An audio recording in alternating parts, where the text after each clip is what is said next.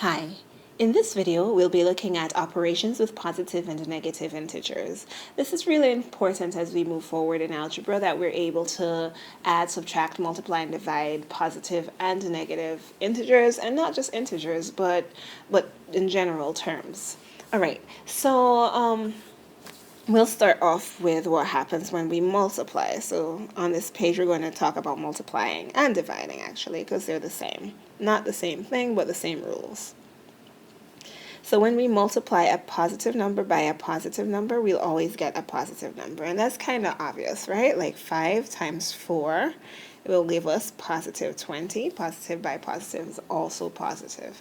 Same is true if we multiply a negative number by a negative number, actually. So as long as the signs are the same, the result will always be positive. So for example, if we had negative 5 times negative, let's change it up a bit, times negative 2, the answer is actually positive 10. However, if we're multiplying or dividing numbers with different signs, the answer is always going to be negative. So for example, so let's do plus, minus, if we're multiplying different signs. So let's say positive 4. That's so messy. So positive 4 times negative 3, the answer is going to be negative. Negative, not 3, but negative 12. Okay, and vice versa, if we switch the order, it doesn't matter. So negative times positive is still going to just be a negative. So let's say negative, I'll even use the same numbers. Negative 3 times 4 is going to be equal to negative 12. All right, so multiplying or dividing, if the signs are the same, then the answer is positive. Same sign, positive. Same sign, positive. But if the numbers are opposite sign, the answer is negative. So opposite signs here, negative answer. Opposite signs here, negative answer. All right, it's a little bit less straightforward if we are adding and subtracting. So let's look at what happens when we're adding and subtracting. Okay, so there's so many ways to go about adding and subtracting positive and negative integers. And if there's a way that works for you, please use it. If there is a way, if you still haven't found a way to add and subtract positive and negative integers, I would suggest one way, which is the number line. So that's the way I'm going to go over in this video. So if you're adding, think of that as moving to the right on the number line. And if you're subtracting, think of that as moving to the left on a number line. And you're always going to start off with the first thing. So here we have negative 7. So we want negative 7 on this number line. And I'm just going to stick it somewhere here and hope I have enough room. So negative 7, and I'm going to count on the number line. So I'm not doing the question yet.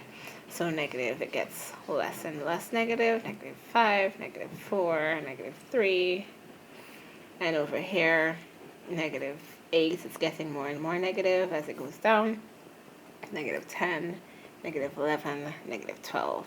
All right, so here I'm going to start at negative 7. So that is right here. And I'm going to move on the number line. I'm going to move left 4 places. So I'm going to go 1, 2, 3, 4. And so I do understand that it would be hard to do that for humongous numbers, but that's the visualization that you want to have in your mind when you're adding and subtracting negative and positive integers. So when we moved back 4 places, we ended up at negative 11. So negative 7 minus 4 is actually negative 11. Let's try one more of these.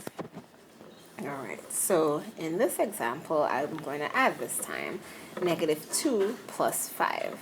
All right, so we have a number line here, and we're going to start off with the first thing. So we're going to start off with negative 2 here. So I'm just going to stick that somewhere in the middle of the number line, because we know we're going to either have to move left or right. So negative 2. Negative 1, 0, 1, 2, 3, 4, and negative 2, going more negative, negative 3, negative 4, negative 5, negative 6, negative 7. All right, so here, because we have plus 5, that means we're going to move to the right this time. So we're going to start off at -2, which is right here, and move to the right 5 places. 1, 2, 3, 4, 5. And we end up at +3. So the answer is 3. So yes, again, I know that this would be harder for bigger numbers, but it's that visualization that I want you to have. A couple more things about adding and subtracting, and then we'll be done.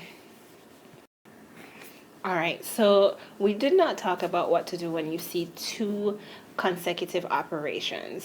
So for example, plus minus, or plus a negative number. So I'll give you an actual example here.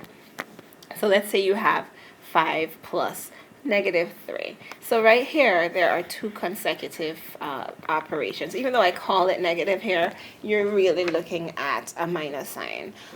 So whenever you see them both together, to the positive and the, oh, I'm trying to write, it's not writing properly, the positive and the negative, there we go.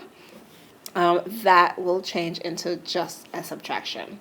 So 5 plus -3 is actually 5 minus 3, which then becomes a super easy problem. It's just 2. All right. But if you see two consecutive signs together, two consecutive operations, and it's the same operation, you guessed it, it then becomes positive. So for example, if we have 9 minus -2, that's like minus minus or minus negative. Two negatives make a positive.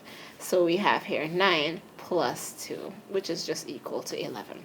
All right, and that's how it works. So hopefully you know enough about operations with positive and negative integers now to have a successful course in your Algebra 1. We shall see.